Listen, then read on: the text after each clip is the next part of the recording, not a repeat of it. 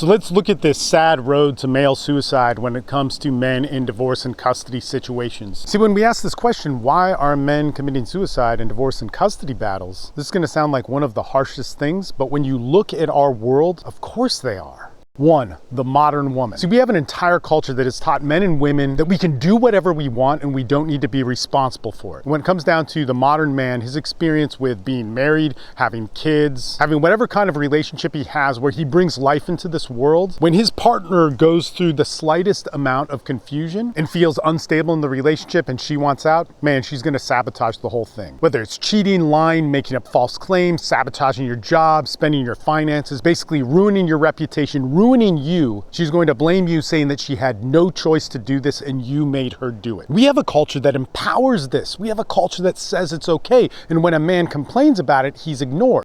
Two, the modern man. See, it takes two people to have a relationship, and I'm sick of this aspect of men's healing, men's development. Something that I've done for 18 years, and the vast broadcast has always been blame society, blame culture, and it's one more aspect of victimhood, one more aspect of I don't need to be responsible for myself. Furthermore, the solution for men is to take steroids, to read a couple books, talk about some philosophy, get status, money, sex, power, be better than everybody, and all of my problems are going to be solved. This is bullshit. Remember in the beginning when I said you were hurt to the core and there was something in that core? Well, guess what? In that core is a seed that needs to be grown, that has lived throughout time. It needs to be grown by you. It doesn't need to just be inspired by a couple of videos and some lazy research about stoicism. It needs to be lived. If you want to be a man that knows your sex, that knows your mind, that knows your body, that knows your vision, that creates things, that becomes a father, that grows something outside of himself and inside of himself,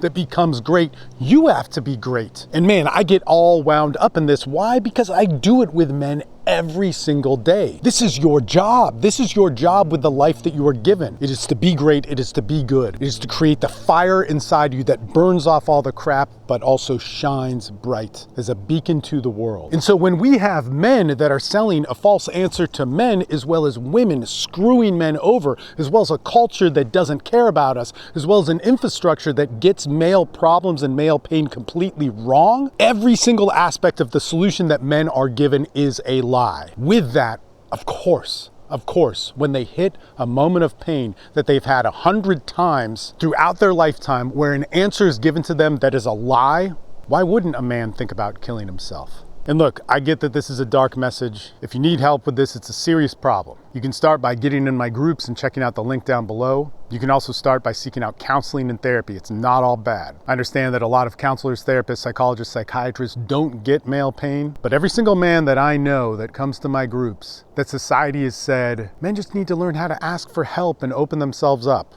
Well, every single one of those men has tried to ask somebody for help, open up, and he was shut down. That's not going to happen in my groups. It will lead you in the right direction.